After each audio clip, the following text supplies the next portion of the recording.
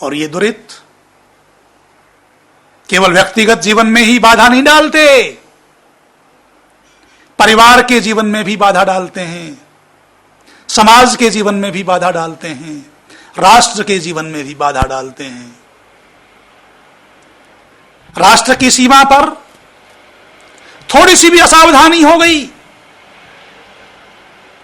सैनिक की थोड़ी सी असावधानी से, थोड़े से संकरे रास्ते से आतंकवादी घुसपैठ कर लेते हैं। शत्रु राष्ट्र के लोग, शत्रु राष्ट्र के सैनिक हमारे देश में अव्यवस्था करने के लिए घुस जाते हैं और राष्ट्र में अव्यवस्था हो जाती है।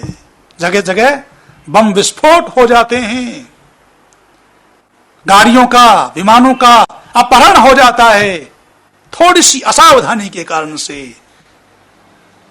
व्यक्तिगत जीवन में, सामाजिक जीवन में, पारिवारिक जीवन में, राष्ट्रीय जीवन में जो भी असावधानियां हैं, उन सब असावधानियों का नाम दुरित है। और ये दुरित तद अत्यंत विवोक्षो अपवर्ग।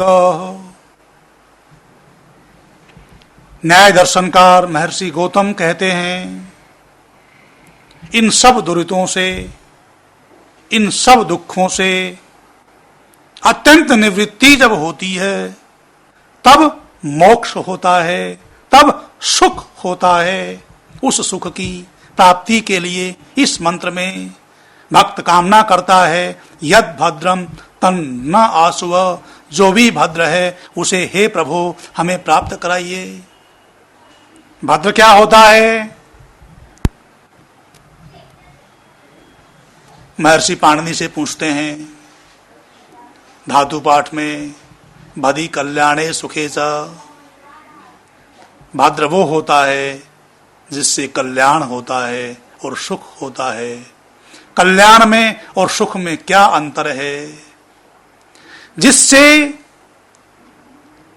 हमारा शरीर सुखी हो, हमारे शरीर को जिससे सुख मिले, सुविधा मिले, आराम मिले, वो सुख होता है। जिससे हमारे आत्मा को तृप्ति मिले, वो कल्याण होता है। भक्त केवल शारीरिक सुख की कामना नहीं करता, वो आत्मिक सुख की अर्थात शांति की अर्थात आनंद की भी कामना करता है। जो भी भद्र है, जिससे भी हमारा सुख होता है, हमारा कल्याण होता है, हे प्रभु वो साधन हमें प्राप्त कराइए। और वो कब होगा? भद्र कब होगा? जब दुरितानी परासुव, सारे के सारे दुरित, सारे के सारे दुर्गुण, सारे के सारे दुर्व्यसन, सारे के सारे दुख दूर हो जाएंगे। तब जो प्राप्ति होगी, तब जो आएगा, भद्र आएगा, सुख और कल्याण आएगा। व्यक्ति के जीवन की बाधाएं, व्यक्ति के जीवन के दुरित दूर हो जाएंगे। मानसिक प्रवृत्तियों में होने वाले काम, क्रोध, लोभ, मोह, ये सब दुरित हैं। ये सारे के सारे दुर्व्यसन हैं। दुर्व्यसन सब मनुष्यों पर हमला करते हैं। जैसे सपेरे के पिटारे में सांप होते हैं और वो सब सांप जीवित होते हैं, परंतु वो नियंत्रण में रहते हैं सपेरे के। ऐसे ही हर व्यक्ति के जीवन में दुरितों के संस्कार तो रहते हैं, परंतु जो व्यक्ति उस सपेरे की तरह से जो अपने पिटारे में रखे हुए सांपों को नियंत्रण में रखता है, ठीक ऐसे ही जो व्यक्ति अपने जीवन के दुरितों को, जो संस्कारों से, जन्म जन्मांतरों के संस्कारों से उसके साथ आ रहे हैं, जहां जहां भी वह जाता है वहां वहां उसके साथ वो सब दुर्गुण जाते हैं। जो व्यक्ति इनको अपने नियंत्रण में रखता है, कुशल सपेरे की तरह से, वो व्यक्ति अपने जीवन में आगे बढ़ जाता है। यदि एक भी सर्प थोड़े से समय के लिए भी बाहर हो जाता है तो वह अकेला ही नाश कर सकता है। ठीक इसी प्रकार से व्यक्ति का एक भी दुर्गुण थोड़े से समय के लिए भी नियंत्रण से बाहर हो जाता है तो व्यक्ति के जीवन का सत्यानाश कर देता है।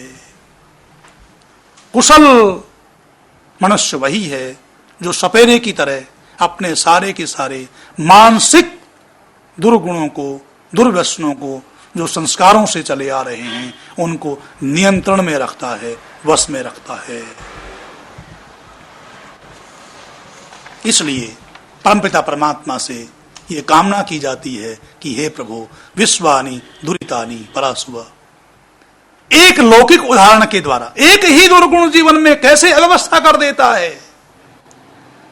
एक तो छोटी उंगली पर होने वाले फोड़े का उदाहरण, जिसको आप सब आसानी से समझ सकें। वेद मंत्र बहुत सरल भाषा में बहुत सरल बात कहता है, यद आंत्रेषु गविन्योर यद वस्तावधि संस्थितम। जैसे आंतों में रुका हुआ मल या मूत्र कष्ट देता है, जब तक उस मल मूत्र का त्याग नहीं किया जाता तब तक व्यक्ति को चैन नहीं मिलता। जब उस मल मूत्र का त्याग कर देता है तो उसे जिस चैन की अनुभूति होती है, ठीक इसी प्रकार से वेद मंत्र ये कहता है, व्यक्ति के जीवन में जो दुर्गुण है, जो दुर्व्यसन है, जब तक उसको दूर नहीं किया जाता तब तक व्यक्ति को सुखी नहीं होने देता, चैन नहीं रहने देता। और जब वो दुर्गुण, वो दुर्व्यसन दूर हो जाता है, व्यक्ति को ठीक वैसे ही चैन मिलता है जैसे रुका हुआ मल मूत्र का त्याग हो जाता है। चाहे मानसिक रूप से होने वाले दुरित हों, चाहे शारीरिक रूप से होने वाले दुरित हों, और चाहे आत्मिक रूप से होने वाले दुरित हों, चाहे अन्य प्राकृतिक पदार्थों से होने वाले दुख हों, चाहे दैविक पदार्थों से होने वाले दुख हों, सब प्रकार के दुखों की वैदिक ऋषियों ने 3 प्रकार की श्रेणियां बनाई हैं। वैदिक ऋषियों ने सब प्रकार के दुखों को 3 भागों में बांट दिया है, जिन्हें 3 ताप भी कहा जाता है। एक है आध्यात्मिक दुख, दूसरे हैं आधि भौतिक दुख, और तीसरे हैं आधि दैविक दुख। आध्यात्मिक दुख तो हैं स्वयं के द्वारा, स्वयं की गतिविधियों से होने वाले दुख, स्वयं की शारीरिक गतिविधियों से, स्वयं की मानसिक गतिविधियों से होने वाले जो दुख हैं, वो आध्यात्मिक श्रेणी में आते हैं। आपने सावधानी नहीं बरती, आपको जिह्वा के वश में होकर स्वास्थ्य को हानि करने वाला भोजन करना पड़ा, आप रोगी हो गए, जिह्वा नियंत्रण में नहीं रही। प्रज्ञापराधो ही मूलम सर्वरोगाणाम।